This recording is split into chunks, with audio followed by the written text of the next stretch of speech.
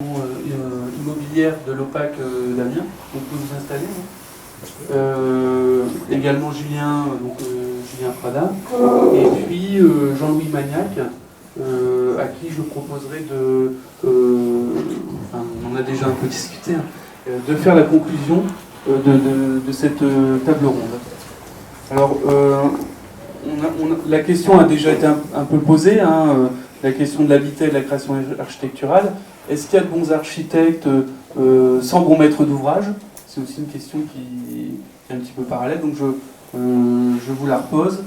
Et puis, après, j'aurai peut-être aussi une question pour Monsieur Dion, qui représente la maîtrise d'ouvrage, mais il y a aussi beaucoup d'élus dans la salle, donc rassurez-vous, vous n'êtes pas tout seul.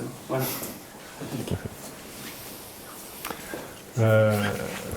Oui, alors bon, évidemment, d'emblée, je vais dire, la question porte plus sur l'architecture que sur les architectes. Évidemment qu'il y a des bons architectes, probablement ils ne sont pas assez souvent aux commandes, et probablement que les mauvais architectes sont un peu trop souvent à la barre. Ça, effectivement, ça concerne les maîtres d'ouvrage. Et moi, je ne peux rien dire sur le sujet. Enfin, c'est pas moi qui choisis les architectes. Donc, déjà, là, le maître d'ouvrage a une responsabilité. Je veux dire, sans parler du montage de l'opération.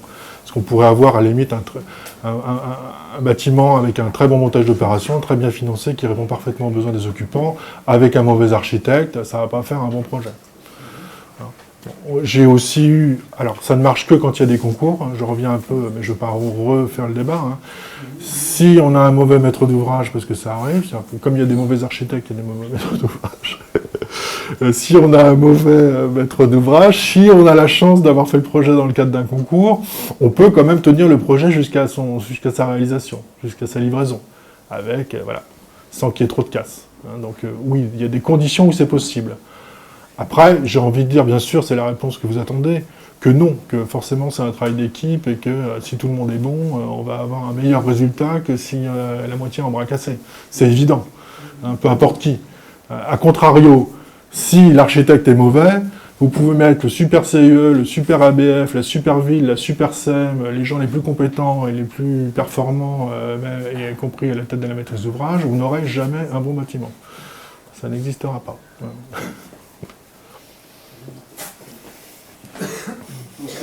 Pierre Doux, vous êtes directeur de la production immobilière. Donc l'OPAC, c'est 13 000 logements quand même. 14 000. 14 000, d'accord. Alors vous aviez, on a déjà échangé un petit peu sur cette question, et vous indiquiez également que la standardisation, les normes, si on peut questionner les choses dans ce sens, c'est aussi finalement l'augmentation d'un seuil minimum de confort pour tous. Donc il y a aussi une dimension sociale finalement dans cette question de la norme, quoi. Alors la question un petit peu, donc on a échangé aussi un peu plus longuement, et est-ce que vous pensez aussi que l'innovation sociale, dans le projet est plus simple lorsqu'on est bailleur social ou promoteur privé? Donc voilà, un petit peu cette question en suspens.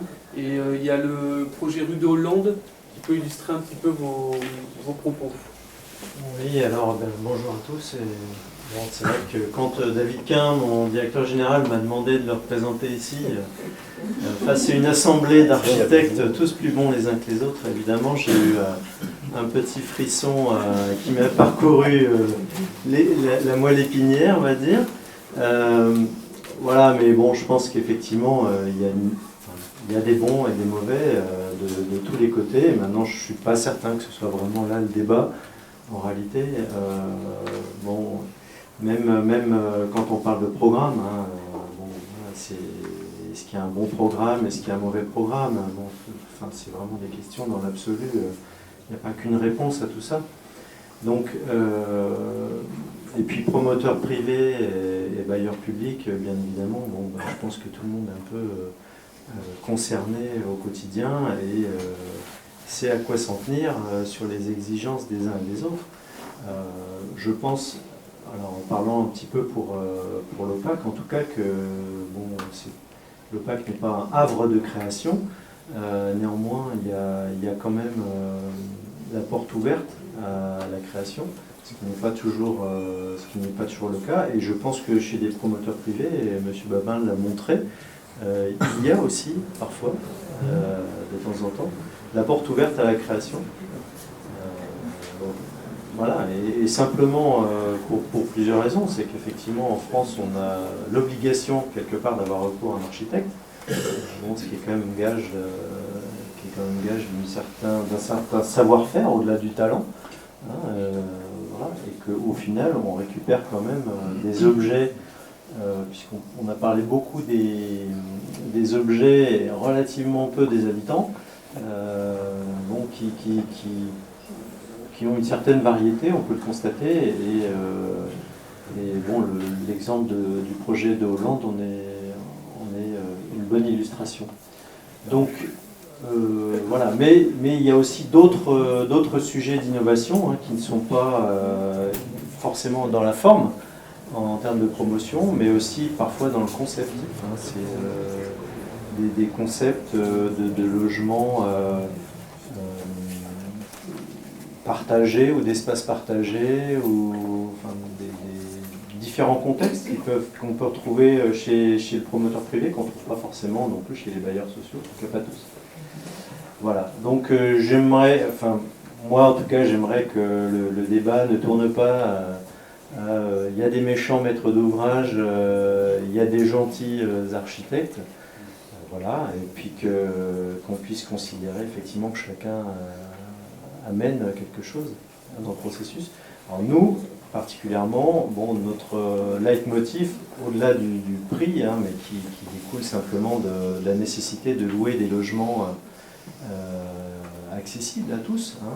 On loue des logements aujourd'hui neufs aux alentours de 6 € le mètre carré. Donc bon, il faut aussi avoir cette réalité-là en cause, et tout le financement du logement social repose sur des prêts à 50 ans, donc majoritairement, grandement, majoritairement, ce qui fait qu'on a vite fait le calcul.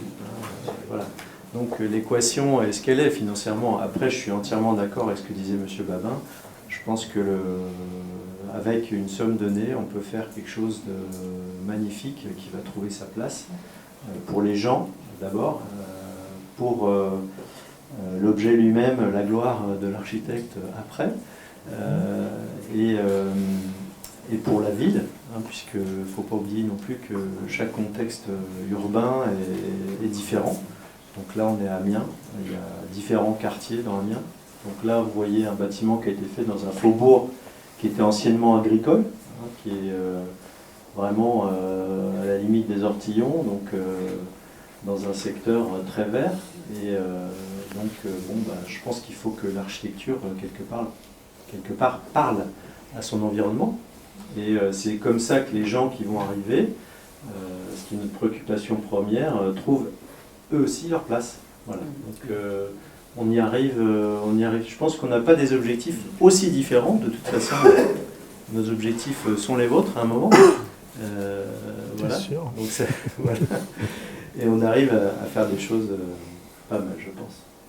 Alors, j'avais encore peut-être donc deux petites questions quand même. Alors c'est vrai que donc l'atelier Garnier est présent justement, qui a réalisé ce projet. Alors en discutant, vous m'aviez dit que si on est en tant que promoteur privé, un promoteur privé aurait eu du mal en fait à faire ce type d'opération. Alors pourquoi, hein, pour quelle raison?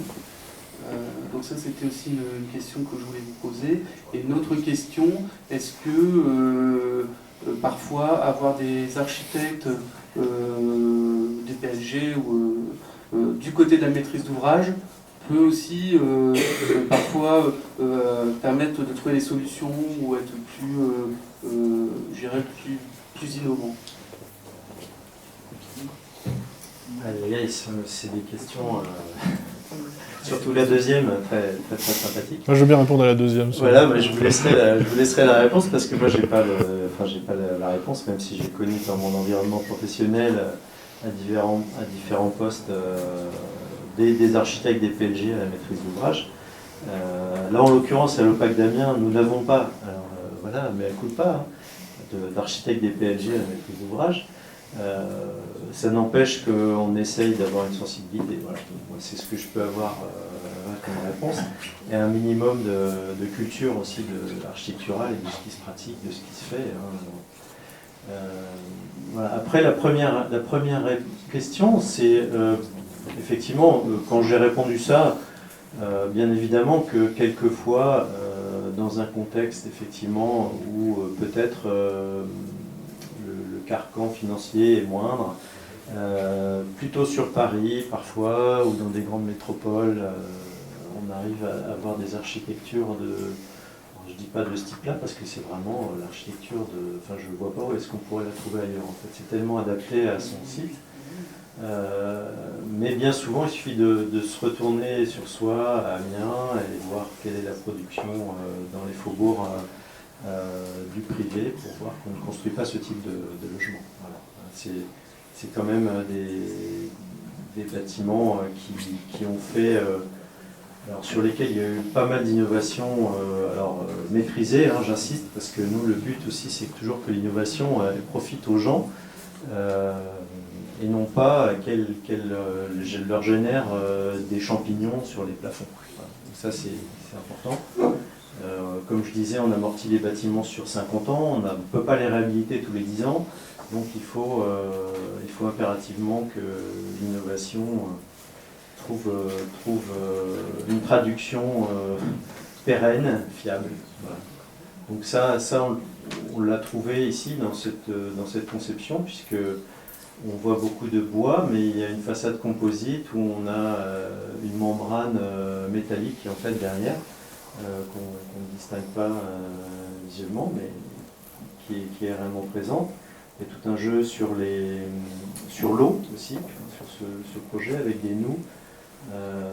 Il n'y a pas de gouttière, hein, vous voyez, la goutte de pluie qui tombe assez régulièrement, de temps en temps à Amiens, arrive bien jusqu'au sol, est bien canalisée jusqu'au sol.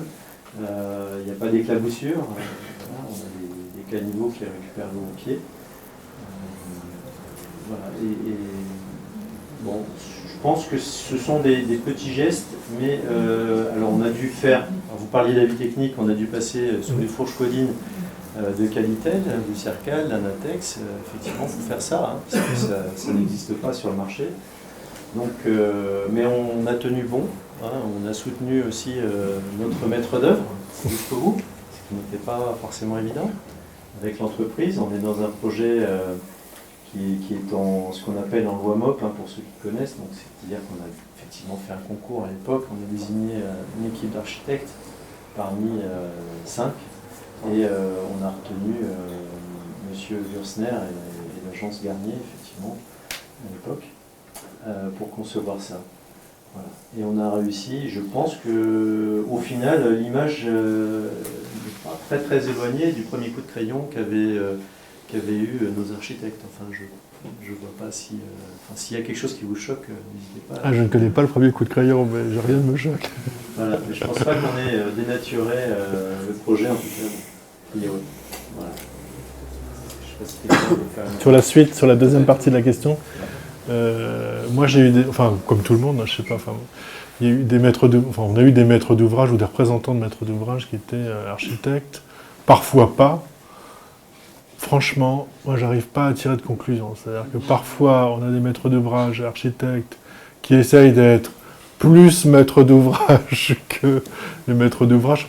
Je parle en particulier dans le privé, hein, qui essayent de se racheter une espèce d'image de dur, entre guillemets, de type qui ne va pas se faire avoir, de pas architecte gentil, quoi.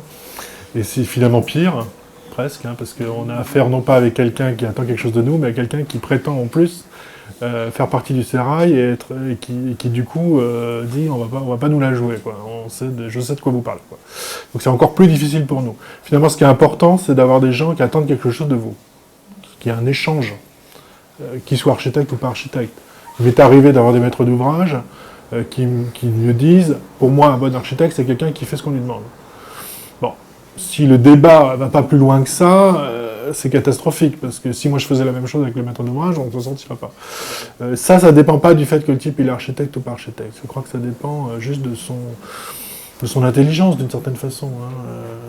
Parce que si vous attendez quelque chose de l'architecte, peu importe que vous sortiez d'une école de commerce, Peut-être même que ça peut être mieux, puisque vous allez vous dire, moi je m'y connais en montage, lui il s'y connaît en archi, on va partager nos savoirs et ça va être super. Ça peut très bien fonctionner aussi.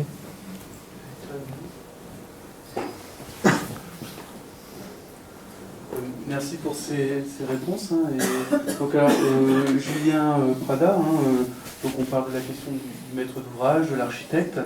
Alors, donc vous avez engagé une démarche originale où vous êtes à la fois, quelque part, à la fois maître d'ouvrage et architecte.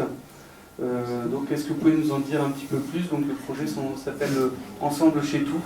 Voilà.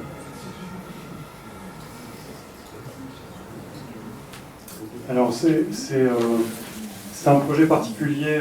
Moi je fais une agence d'architecture à Amiens et je fais un peu de logement depuis quelques années. On a travaillé avec le PAC sur un petit programme où il y avait une forme un peu compliquée de superposition de T2 et de T3. Donc effectivement on a cherché des formes de covoisinage, on va dire, où chacun s'y retrouve, où il n'y a pas trop de visibilité chez l'un chez l'autre et en même temps qu'on puisse se croiser. Donc des fois on développe comme ça des formes d'entrée dans son logement qui est un peu particulière.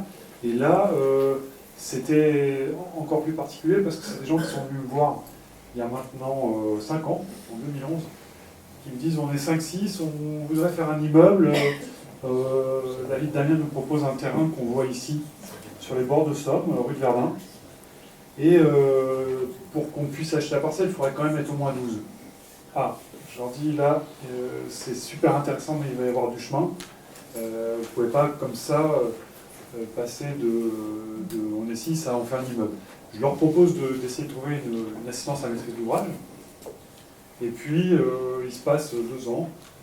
Et ils reviennent me voir et me disent ouais, on est décidé pour le terrain, on a vu 2 architectes, on a une assistance à maîtrise d'ouvrage qu'on a trouvée qui est spécialisée dans l'accompagnement de projets participatifs, qui s'appelle Ingrid Davo, qui est à Paris. Finalement, on souhaite travailler avec toi, parce que tu as une expérience associative et qu'on sent que tu as la capacité de dialoguer dans un groupe et de pouvoir trouver, par l'expérience associative que j'avais eue, notamment à la briqueterie Amiens, de travailler dans un collectif. Ah, très bien. Je continue à penser que ça va être compliqué. Bon, assez vite, je me dis, bon, avec ma femme, on pensait peut-être rénover un bâtiment pour nous, quelque chose, acheter un appartement. Bon, on s'est dit assez vite, ce qui se raconte, ça semble intéressant. Et puis en plus, moi, je sens que je vais y passer énormément de temps.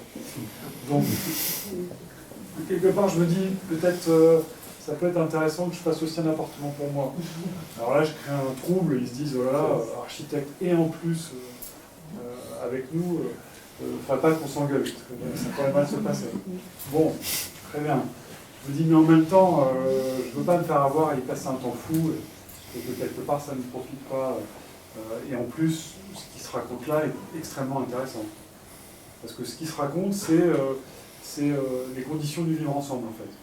C'est comment on peut définir nous-mêmes les conditions du vivre ensemble. Qu'est-ce qu'on est prêt à partager? Qu'est-ce qu'on n'est pas prêt à partager? Et quel temps on va pouvoir passer pour y arriver. Donc rapidement, je leur dis, attendez, des fois on fait des concours à plusieurs agences d'architecture, et plus on est, finalement, plus on crée de l'intelligence. Donc je leur propose de trouver un autre architecte qui, lui, a plus d'expérience que moi dans un domaine qui leur était cher, c'est l'écologie. Et assez vite, on définit ensemble qu'on allait travailler avec Jérôme Bouillet, l'atelier d'architecture écologique à Bouvines dans le Nord. Pourquoi? Parce qu'il a une grande expérience de la construction en bois, et puis il fait des choses très sensibles comme ça sur les questions environnementales. Donc voilà, ça c'était 2013. En 2014, on a le permis de construire. Donc on est situé rue de Verdun dans la ZAC, Gare-la-Vallée avec de Paul Chemetov. Et Paul Chemetov définit une implantation à lanière où le bâtiment doit laisser l'implantation doit laisser des percées visuelles vers la Somme, ce qu'on voit à droite, et vers les ortillonnages.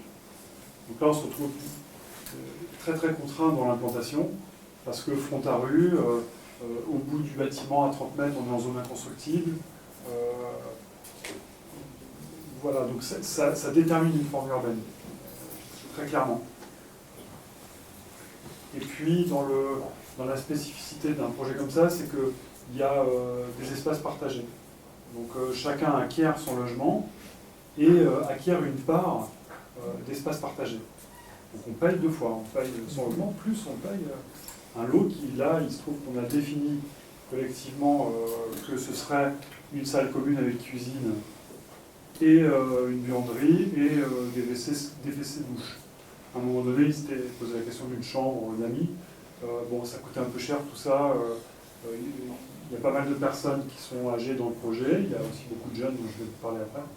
Et donc, pas de chambre d'amis en plus à payer parce qu'on est capable de se la prêter finalement. Il y a toujours des chambres qui ne sont pas occupées.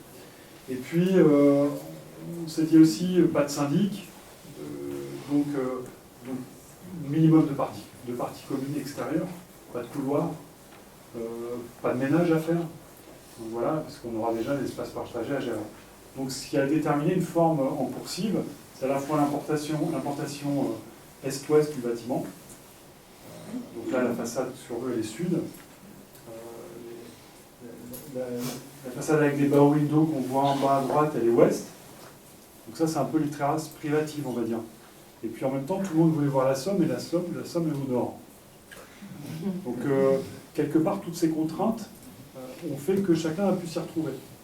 Certains préférant le soleil et puis la rue au sud, d'autres préférant le calme et la vue sur les espaces naturels au nord. On a créé comme ça des logements tous traversants. Et on a créé des petits bow windows, des petites terrasses comme ça qui permettent d'aller voir la Somme et puis d'avoir une lumière intéressante. Et créer de la diversité aussi dans ce qu'on proposait. Certains voulaient un bow window, d'autres n'en voulaient pas, ça coûtait un peu moins cher de pas en avoir. Donc ça permettait aussi à un moment donné d'équilibrer les budgets individuels. Voilà ce qui donne un peu une forme particulière. Donc voilà, la question que posait Grégory, c'était aussi cette question-là, est-ce que ça simplifie les choses? Non. Alors là, le montage, on s'est heurté à des grosses difficultés, pas tant sur l'architecture finalement, parce que assez vite, chacun y trouvait son compte. Il y avait tellement de contraintes que finalement, il n'y avait pas d'autres implantations possibles, donc on ne pouvait pas scinder le bâtiment en deux, ça coûtait trop cher. On a essayé de le faire. Par contre, on s'est heurté à de grosses difficultés parce qu'on souhaitait, dès le départ dans le projet, une mixité sociale. C'est intéressant quand même d'avoir des gens qui ne sont pas tous du même niveau de revenus, socio-professionnel, etc. Même si, pas d'illusion, hein, c'est du social qui finalement se trouve être du PSLA. Donc du PSLA, c'est le dispositif location-accession. Donc c'est quand même une copropriété au final. Il y a juste un logement locatif aidé PLAI, c'est-à-dire très social, pour une dame qui est handicapée mentale et qui ne pouvait pas accéder autrement dans le projet. Donc on a multiplié les difficultés sur 13 logements, c'est-à-dire de la copro au final avec des logements libres. On achète comme ça, on va voir son banquier. Et déjà, il faut convaincre le banquier. Le dispositif autopromotion, ce qui est très compliqué, c'est que tout le monde porte le risque pour tout le monde. Donc s'il y en a un qui est défaillant, c'est le bazar. On s'est heurté à cette difficulté-là il y a 1 an, à peu près, non, il y a 6 mois. Donc les logements en location-accession, c'est pas venu comme ça tout de suite aussi, c'est venu aussi parce qu'on s'est rendu compte qu'aujourd'hui, acheter un appartement neuf à Amiens, ça coûte cher. Hein, on peut acheter une maison à Minois qui coûte moins cher, pourquoi pas. Donc finalement, ce sont des gens qui ont déjà eu un premier projet. Donc ce sont plutôt les gens vieillissants. Capables de, vieillissants en tout cas, qui avaient déjà eu une vie avant, un premier investissement, ils avaient revendu, ils avaient les moyens, voilà. Ou les jeunes qui, eux, ont des statuts socio-professionnels qui leur permettent. C'est le cas dans le projet, on a les deux. Et on s'est rendu compte que le location-accession permettait d'avoir des familles jeunes ou qui étaient célibataires, qui avaient une vie comme ça, qui étaient de rentrer dans le projet. Et donc la difficulté qu'on a eue sur le plan de montage, c'est qu'on est parti avec un bailleur social qui a finalement, pour ne pas le nommer, Habitat Solidaire, qui fait des choses assez extraordinaires, qui travaille avec les gens qui ont du voyage, travaille ils rachètent des logements dont personne ne veut pour les rénover pour des gens très sociaux. Et il s'est trouvé qu'il y avait des difficultés lui-même économiques. Alors là, c'est l'arroseur arrosé un peu, puisqu'on va chercher un bailleur social, et puis finalement c'est lui qui nous met dans la difficulté au dernier moment au moment de signer les marchés. Et donc depuis 6 mois, on cherche un nouveau bailleur social et on a des pistes intéressantes. Et ça a reculé un peu le projet. Donc c'est quand même particulièrement compliqué à monter, le montage.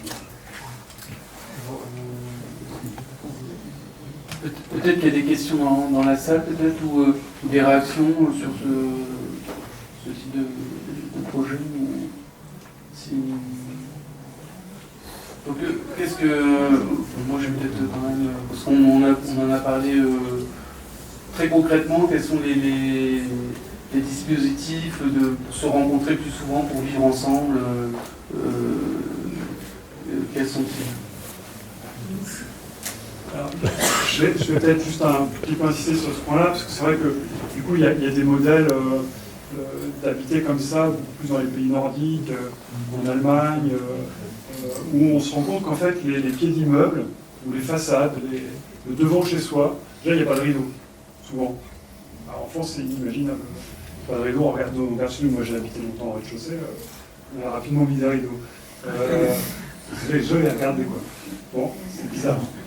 Et puis après, on se rend compte que c'est beaucoup le cas des copros qui sont gérés comme ça, de manière un peu coercitive. C'est-à-dire, il faut surtout qu'il ne se passe rien dans les espaces communs. Là, c'est l'inverse. On veut surtout qu'il se passe beaucoup de choses. Et alors, on a fait des réunions sur le jardin.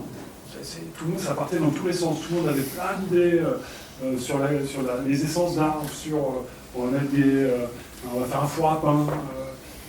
Voilà, ça foisonne d'idées. Alors qu'on se rend compte que dans les espaces communs en général, ils ne sont pas appropriés. Il n'y a pas d'appropriation. Et à la limite, il ne faut surtout pas qu'il y en ait, parce qu'il y a toujours quelqu'un qui ne veut pas. Et s'il y a quelqu'un qui ne veut pas, on ne le fait pas. Donc finalement, on ne s'approprie pas les espaces. Donc là, très concrètement, c'est la coursive qui devient un peu le devant de chez soi, où on va la partager avec son voisin. Parce que finalement, l'escalier étant au milieu, on n'a qu'un voisin avec qui on partage la coursive. Mais quand même, c'est une petite terrasse de devant avec qui on va devoir s'entendre. En même temps, c'est vrai que les gens qui vont dans ces projets-là sont des gens qui ont envie de ça. C'est une démarche volontaire. Hein. Il y a une quantité de réunions assez incroyable depuis 3 ans. C'est 3 réunions par mois, quoi. 2 le soir et une le samedi après-midi. Et puis, les espaces partagés sont une salle commune qui va servir notamment des exemples comme ça qu'on a trouvé qui étaient pas mal. Ça va servir déjà aux réunions des copropriétaires, parce qu'il faut quand même le gérer, l'immeuble. Ça demande du temps.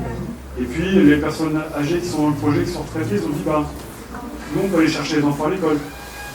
Moi, ça m'arrange bien, parce que 2 fois par semaine, je suis obligé de payer une jeune fille pour le faire. Parce qu'on travaille tous les 2 tard. Donc, tiens, on va pouvoir peut-être faire les devoirs dans la salle commune. Voilà, et puis après, on va essayer d'avoir une vie de résidence. Et puis, au-delà de ça, on travaille avec Amiens Métropole, et il y a un espace naturel de 3000 m² derrière le projet qui nous laisse en jouissance. Et puis, ils nous disent, mais d'accord, mais qu'est-ce que vous allez en faire? On vous laisse en jouissance, mais on veut savoir quand même comment vous allez l'entretenir. Et on a trouvé comme idée d'en faire un jardin partagé ouvert au quartier. Ouvert aux habitants du quartier. Pour 2 raisons. Déjà parce que comme ça, il n'y a pas que nous qui allons l'entretenir. Et puis en plus, ça permet aux copropriétaires de ne pas trop faire de l'entre-soi. À un moment donné, de rencontrer d'autres gens, créer une énergie comme ça avec d'autres gens. Voilà, c'est un petit peu tout ça l'esprit du projet. Merci Julien. Je ne sais pas si soit une réaction, soit des questions. Tout le monde est fatigué au final. Et puis je vais proposer la conclusion, peut-être en dire un peu plus ou réagir. Alors, une conclusion particulièrement compliquée, je pense. La vie est compliquée. Très compliquée.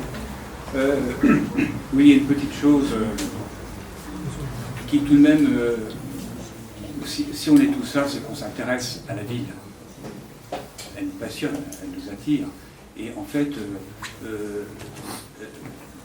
s'il y a des lieux un peu cachés, un petit peu où il y a de l'entre-soi, il y a quand même des places, des rues, des passages, des chemins de traverse. Et c'est ça peut-être, à mon avis, le plus important. C'est-à-dire, vous avez parlé, Monsieur Dion, attention de ne pas parler que d'objets, mais parler des habitants. Ça me semble très important. Nous sommes des habitants qui voyagent dans la rue pour aller d'un point à l'autre. N'oublions pas que Fernand Pouillon, quand il a dessiné le point du jour, une série d'immeubles, ce qui permet de relier un point à l'autre, c'est le jardin. Et le jardin, c'est bien l'espace de la rencontre, c'est l'espace où il y a même un lieu pour une laverie, il y avait une laverie, il y a les jeux pour les enfants, il y a un paysage que l'on peut voir depuis chez soi, puisque c'est un jardin qui est composé. Donc il y a vraiment une question de porosité, de rentrer chez l'autre. Alors, ce que l'on observe chez Babin, qui est un très joli travail, ce que l'on observe chez Babin, qui est un très joli travail raffiné, très, très poussé parce que Éric Babin a fait une conférence sur le mode du questionnement, et c'est ça qui est intéressant, c'est-à-dire de se questionner sur un programme, mais aussi prendre des risques. Comme Julien Prada prend le risque d'ouvrir le jardin aux autres. Comme vous prenez le risque de développer la réflexion de votre bâtiment à partir du sol. C'est-à-dire que c'est le sol qui fait le projet. On retrouve dans les coursives. À travers des rencontres, des regards, une faille, un dispositif qui permet d'être à la fois chez soi et dans la ville. Mais il n'est pas question d'une porosité, d'une rencontre où, comme auparavant, on pouvait pousser une porte pour voir la cour d'un hôtel particulier et pouvoir rentrer. Aujourd'hui, tout est fermé parce qu'il y a des dealers, parce que l'autre nous dérange et qu'on aime l'entre-soi. Donc, toute cette part de risque, qui est franchement une attitude qui est forte, c'est-à-dire d'avoir cette volonté de traverser le lieu, est un plus, puisqu'on sort d'un objet pour avoir un vide qui est contenu par l'habitat, qui est une place, et il y a des exemples qui sont extraordinaires, à des prix au mètre carré ici dans notre région, plutôt 1 200 € chez les bailleurs sociaux, et on peut faire des très belles choses, à condition qu'il y ait une culture qui se dispense par des associations comme celle du CIE. Rappelons que le CIE est un lieu où l'on conseille l'architecture, l'urbanisme et l'environnement. Il faut saluer le travail de cette équipe, ici, du CIE, de ce conseil d'administration, qui en fait font le travail qui n'existe pas dans les maternelles, ou peu, dans les écoles, dans les collèges, dans les lycées et à l'université. Donc, ce que font les CIE, les maisons de l'architecture, les écoles d'architecture et de paysage, la DRAC, tout ça, c'est cette volonté de pouvoir transmettre une culture aux plus jeunes, parce que tôt ou tard, ils deviendront peut-être des décideurs, ils auront peut-être des places importantes, et que s'ils n'ont pas de culture, c'est dramatique ce qui peut se passer dans le dialogue avec l'autre, c'est-à-dire le soi-disant créateur.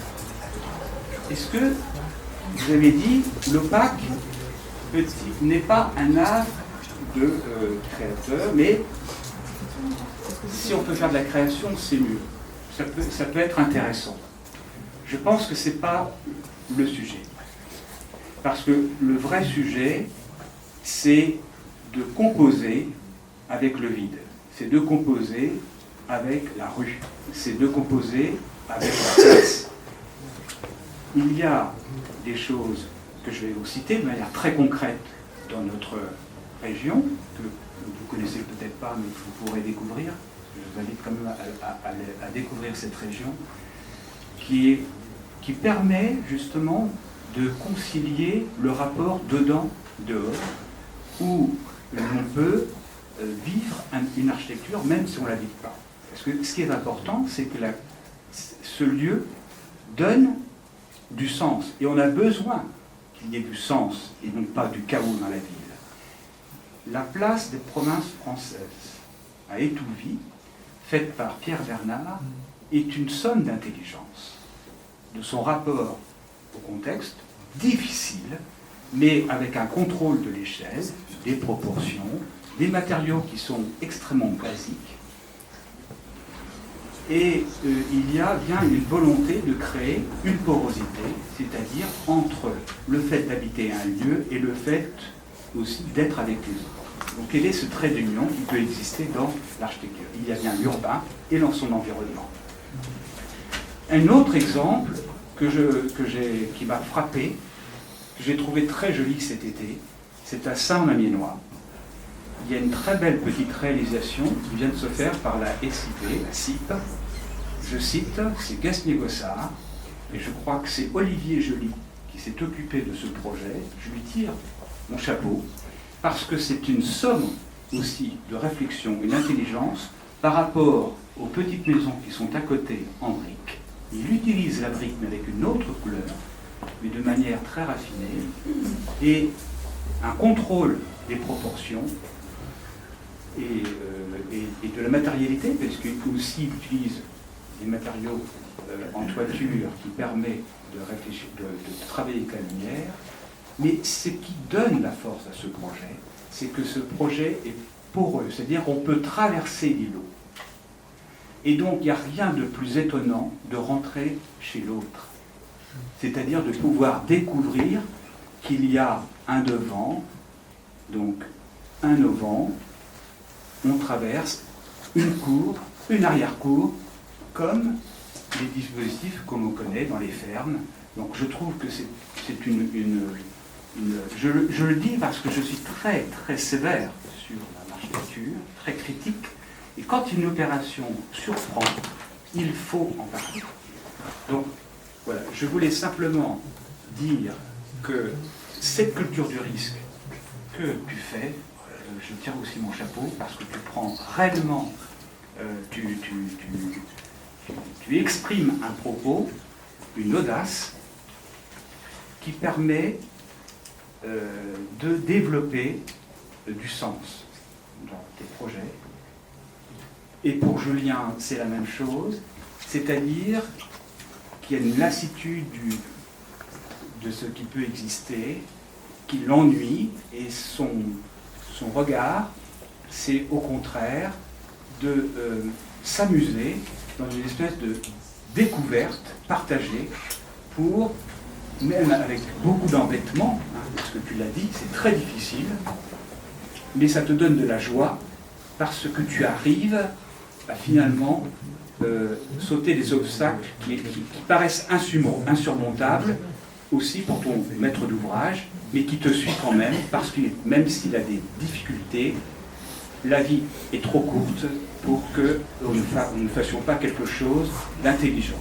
Donc, je pense que vous aussi, Monsieur Dion, il faut prendre cette part de risque avec l'autre, avec l'architecte, dans un sens urbain. Je pense que c'est quelque chose qui me paraît essentiel et environnemental. Et c'est là où on fabrique des choses. J'étais très critique sur le travail de la SIP ces derniers temps, ne serait-ce que de voir qu'un beau projet est sorti à 1000, parce que j'ai téléphoné à la SIP tout à l'heure, on dit oui, c'est un projet à 1230 €, hors VRD, hors taxe. Chapeau, chapeau, va voir ce projet. tu verras, tu seras étonné de son inscription par rapport au village. Donc, je félicite le bailleur social SIP, pour lequel je ne travaille pas, je n'ai pas de velléité de travailler à la SIP. Je dis simplement mon rôle est de dire qu'il nous faut une qualité urbaine dans notre territoire. Voilà. Merci Jean-Louis.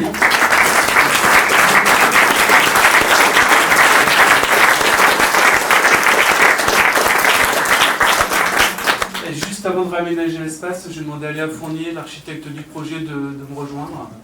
Nous, on est une jeune agence d'architecture, c'est un de nos premiers bâtiments ici. Et je trouve que ça a été une chance quand même d'accéder à la commande, ce qui est assez rare quand on n'a pas de référence construite et quand on débute dans la profession. Du coup, ça, je tiens à remercier le CAUE qui est quand même justement là pour sensibiliser, pousser, et c'est quand même une chance qui a été donnée à l'agence de pouvoir en tout cas réaliser ce bâtiment. Et aussi les entreprises, parce que je pense que ce projet-là, c'est un travail d'équipe justement avec la maîtrise d'œuvre, la maîtrise d'ouvrage, où là aussi c'était des architectes. Donc ça revient un peu sur la conversation de dire est-ce que c'est compliqué de travailler avec un architecte ou pas. J'avoue que là, après, c'est des échanges en continu. Un projet, c'est assez long en plus. Et aussi l'échange aussi qu'on peut avoir avec les entreprises. Parce que des fois, je trouve assez compliqué d'arriver au dessin qu'on a pu faire. Et justement, on a besoin d'être nourri aussi par eux. Et avoir une certaine... Parce qu'ils ont un savoir-faire qui nous enrichit énormément. Et je sais qu'il y en a certaines qui sont ici, donc je tiens aussi à les remercier pour ça. Voilà. Donc merci Léa, et on se retrouve tout à l'heure.